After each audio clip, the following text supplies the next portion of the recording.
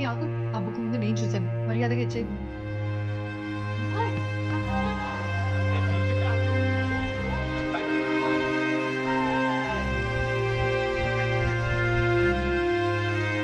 ఏమైందిరా? ఏసీ పని చేస్తలేదు మామ. వాటర్ పోయలేదు.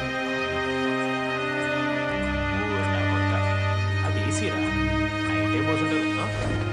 రాత్రి పోసుంటారా? అది ఏసీరా, కూలర్ కాదు.